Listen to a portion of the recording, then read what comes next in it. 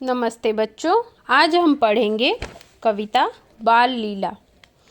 बाल लीला के रचयिता हैं सूरदास जी। सूरदास जी हिंदी की सगुण भक्ति धारा के कवियों में शिरोमणि माने जाते हैं।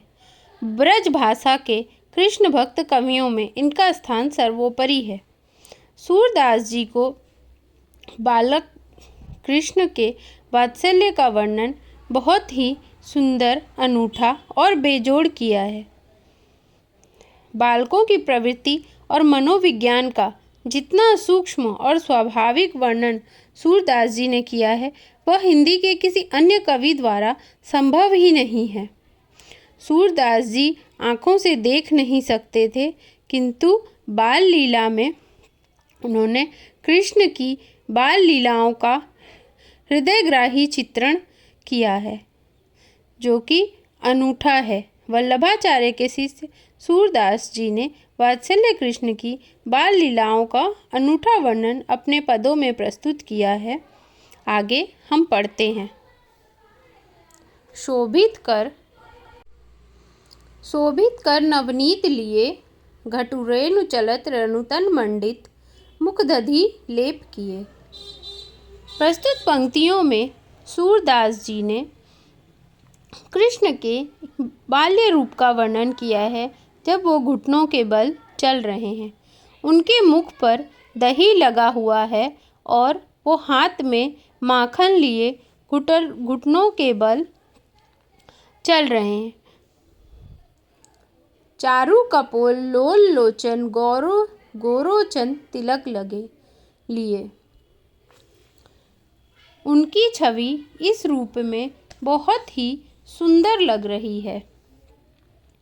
उनकी आँखें बहुत ही सुंदर हैं, गाल बहुत ही मासूम हैं और उनकी आँखें बड़ी बड़ी और खूबसूरत दिख रही हैं। उनके माथे पर गोरोचन का तिलक लगा हुआ है। लट लटकानी मनुमत्त मधुपगन, मादक मधु ही पिए।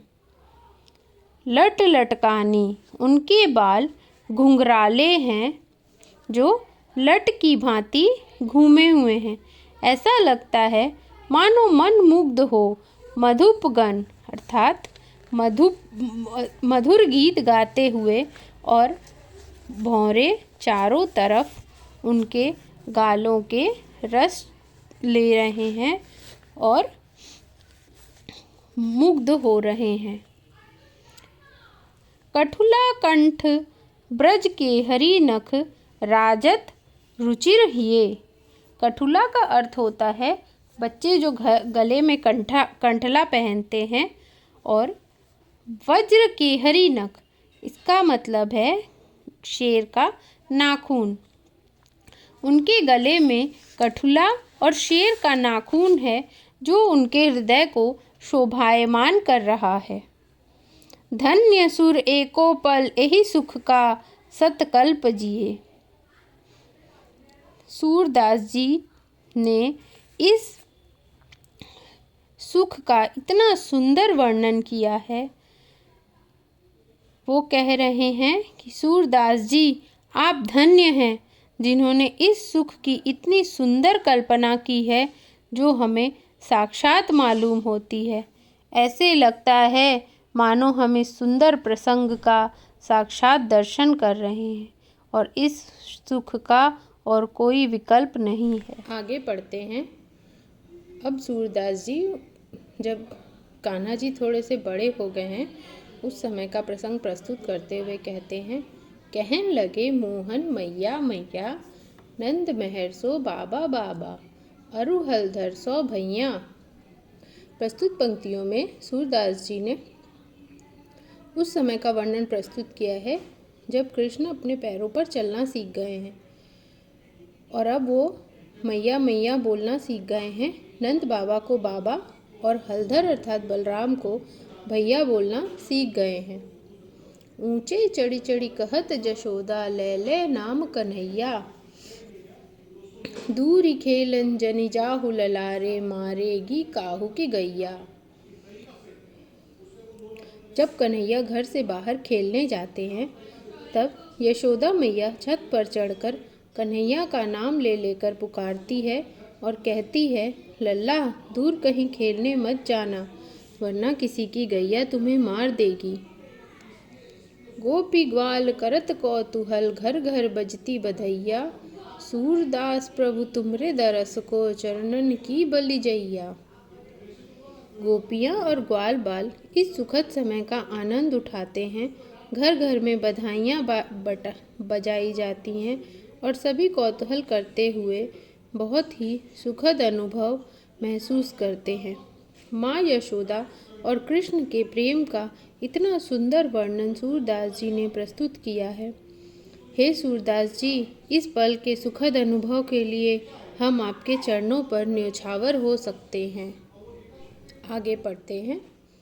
प्रस्तुत पंक्तियों में आगे सूरदास जी ने उन पलों का वर्णन किया है जब कृष्ण और थोड़े बड़े हो जाते हैं और बाहर खेलने जाने लगते हैं।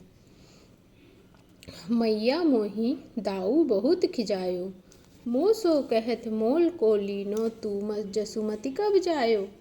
कहाँ करो स्त्रीस के मारे, खेलन हो नहीं जात, पुनि पुनि कहत कौन है माता, कौन है तेरो तात। इन पलों में यशोदा और कृष्ण के आपस में जब वो बलराम के बारे में कृष्ण मैया से कहते हैं, यशोदा मैया, भाई बलराम मुझे बहुत ही चिढ़ाते हैं और कहते हैं कि तुम्हें यशोदा माँ ने जन्म नहीं दिया है, वो तो तुम्हें खरीद के लाई है। इस गुस्से के मारे मैं खेलने भी नहीं जाता हूँ। चुटकी दे गोरे नंद जशोदा गोरी, तू कत श्याम शरीर, चुटकी दे दे हंसत ग्वाल बाल, सब सीखे देत बलबीर। आगे कान्हा जी बताते हैं कि बलराम उन्हें कहते हैं कि यशोदा भी गोरी है और नंद बाबा भी गोरे हैं।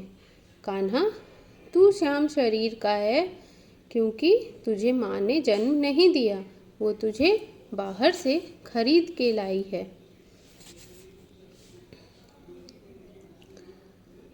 चुटकी दे दे हंसत ग्वाल बाल, सब सीखे देत बलबीर। सभी ग्वाल बाल मुझे चुटकी बजा बजा कर चिढ़ाते हैं और मुझे परेशान करते हैं। तू मोही को मारन सीखी, दाहु कभी न खींचे। माँ, तुम सिर्फ मुझे ही गुस्सा करती हो और दाऊ भैया को कभी भी गुस्सा नहीं करती हो और उनको कभी भी नहीं मारती हो। मोहन मुखरीस की ये बातें, जसुमति सुन सुन रीझे।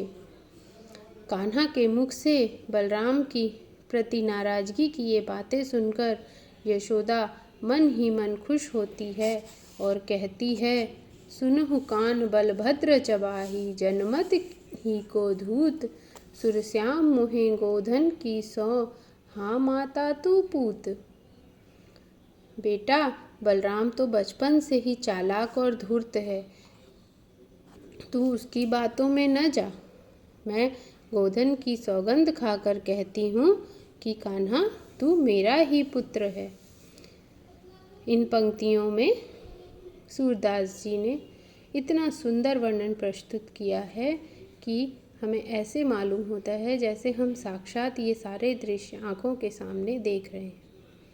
मैंने इन सब का पूरा भावार्थ आगे फ़ोटो खींचकर आपको भेजा है।